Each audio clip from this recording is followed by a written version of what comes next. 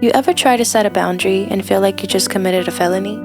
Like you ask someone not to yell at you and suddenly you're the controlling one? You say, "Hey, I need a little space today," and they reply, "Wow, I didn't know you hated me."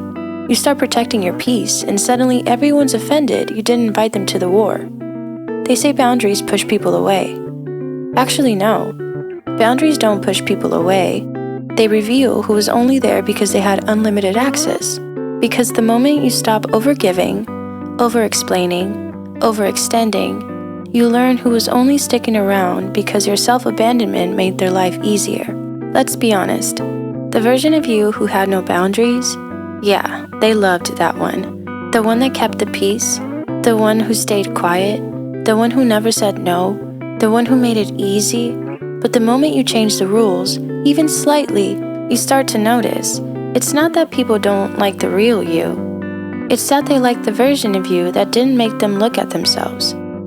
Hey, I just want to let you know I won't be answering texts after 10 p.m. anymore. Wow, okay. I didn't know it was such a burden. It's a bedtime. Guess I'll just suffer in silence. Good night. What? Boundaries aren't rejection. They're protection. I actually really like that because, Anyways, they're not about cutting people off.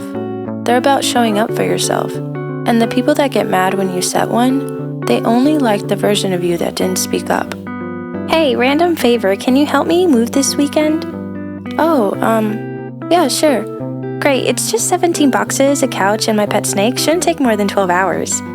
Okay, should I bring snacks or something? Yeah, bring snacks and a dolly, and maybe rent a U-Haul just in case. Okay.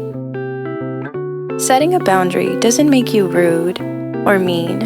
It doesn't mean you've changed for the worse. It means you're finally choosing you. And anyone who takes that personally probably saw you as a resource, not a relationship. So, they say if you set boundaries, people will leave, huh? But is that really coming from others, or is it you? Could you be the one telling yourself that setting a boundary will ruin everything? That you'll lose people? That you're being too much? If you are, I'm here to tell you that's not the truth. It's just your nervous system trying to protect you by telling you to keep quiet. You see, most of us aren't afraid of being alone. We're afraid of being ourselves and having people leave because of it. So let's talk about it. This fear that boundaries push people away, it can show up in 3 sneaky ways. Number 1, the fear of rejection. Number 2, the guilt of disappointing people. Number 3, the myth of the chill girl. Let's start with the big one. Number 1, the fear of rejection. Sometimes the hardest thing about setting a boundary is the silence that follows it. You send the text, you say the one thing, you name the need, and then you start panicking. Did I say it wrong? Should I apologize? Maybe I should have said it softer, like with an emoji or a baked good or something. But here's the truth.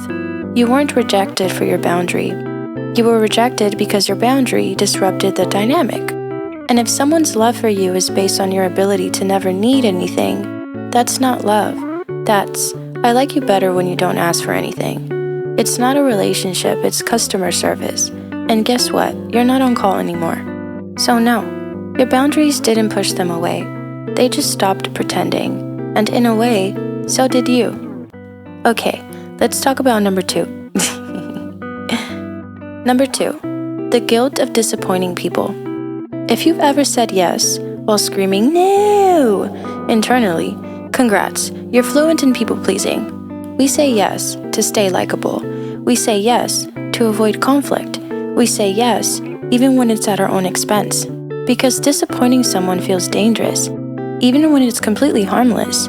Especially if you were raised in an environment where no wasn't allowed, where saying no meant getting yelled at or iced out, or guilt-tripped for hours. So now, as an adult, setting a boundary feels like betrayal, even if you're just asking for a moment of quiet or not to be touched when you're upset. You start thinking, I don't want them to think I'm selfish. I don't want to hurt their feelings. I don't want them to leave. So you give a little more, and a little more, and a little more. until you're 2 seconds from having a full-on breakdown and somehow still asking if everyone else is okay. But here's the truth. You're not responsible for how others feel about your boundary. You're only responsible for setting it with clarity, not comfort. You're not a villain for choosing rest. You're not mean for saying, that doesn't work for me.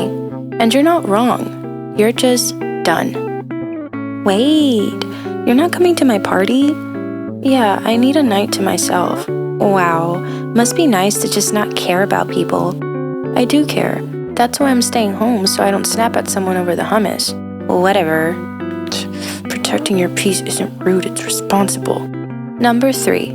The myth of the chill girl. You know her.